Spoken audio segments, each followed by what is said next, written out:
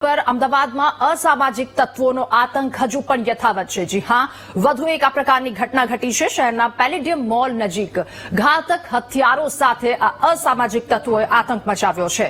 10 જેટલા શખ્સોએ હાથમાં તલવાર લઈ અને આતંક મચાવ્યો। અસામાજિક તત્વોનો વિડીયો સોશિયલ મીડિયામાં પણ વાયરલ થયો છે। ત્યારે જૂની અદાવતમાં આ શખ્સોએ હુમલો કર્યો હોવાની વિગતો સામે આવી છે। પેલેડિયમ મોલ પાસેની આ ઘટના અસામાજિક તત્વોનો વિડીયો સામે આવ્યો છે, જ્યારે હથિયારો લઈને તેઓ ત્યાં પહોંચ્યા હતા। જૂની અદાવતમાં તેમના દ્વારા હુમલો કરાયા હોવાની વિગતો સામે આવી, જો કે તપાસનો વિષય, કારણ કે અસામાજિક તત્વોનો આતંક હજુ પણ યથાવત છે। હથિયારો સાથે તેમણે ઉત્પાત મચાવી। અમદાવાદનો આ વિડીયો છે, પેલેડિયમ મોલ પાસેનો આ વિડીયો સોશિયલ મીડિયામાં વાયરલ થયો છે। અસામાજિક તત્વોનો આ વિડીયો, 10 જેટલા શખ્સો ત્યાં ઉપસ્થિત હતા।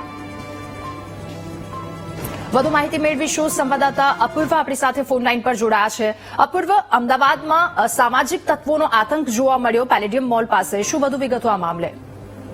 ચોક્કસથી વાત કરીએ તો ગઈકાલે રાત્રે અમદાવાદના જે પેલેડિયમ મોલ છે તે પાસે અસામાજિક તત્વોએ લાકડી અને તલવાર વડે જે છે તે આતંક મચાવ્યો હતો અને જે હાઈવે જે છે તેને બાદમાં લીધું હતું તેવા દ્રશ્યો જે છે તે અત્યારે સામે આવી રહ્યા છે।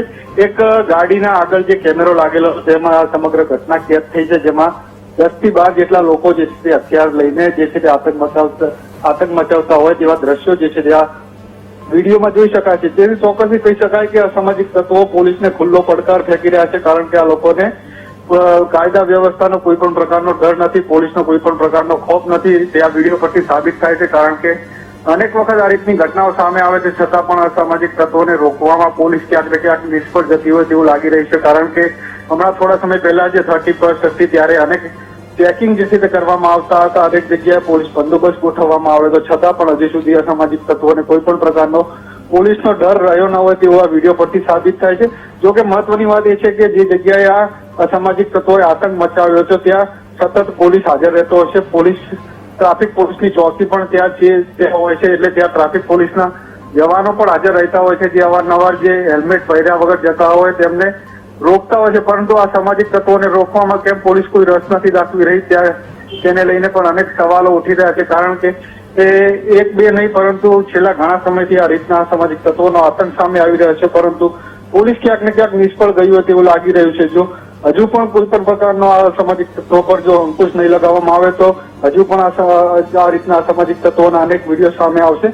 જોકે જે પ્રમાણેની વાત મળી રહી છે એ પ્રમાણે આ લોકોની જૂની અદાવત હતી ને જૂની અદાવતમાં 10 થી 15 જેટલા લોકોએ 2 લોકો પર હુમલો કર્યો છે। જો કે અત્યારે પોલીસ ફરિયાદ પણ ગઈકાલે રાત્રે નોંધાઈ ચૂકી છે, પરંતુ હજી સુધી પોલીસ દ્વારા અટકાયત કરી હોય તેવી કોઈ પણ પ્રકારની માહિતી જે છે સામે નથી આવી રહી। એટલે કહી શકાય કે પોલીસની કામગીરી કેવા પ્રકારની હોય તે આ દ્રશ્યો પરથી જોઈ શકાય છે। હજુ પણ જો પોલીસ દ્વારા કોઈ પણ પ્રકારની કાર્યવાહી કરવામાં નહીં આવે તો આવા અનેક વિડીયો સામે આવી શકે છે, પરંતુ ચોક્કસથી કહી શકાય કે જો પેટ્રોલિંગ થતું હોય તો આ પ્રકારના દ્રશ્યો સામે ના આવે, એટલે પેટ્રોલિંગની કામગીરી સામે પણ અનેક સવાલો જે છે તે ઉઠી રહ્યા છે। બિલકુલ અપૂર્વ, પોલીસની કામગીરી સામે પણ સવાલ આ દ્રશ્યો બાદ। આભાર આપનો તમામ વિગતો સાથે જોડાવા બદલ।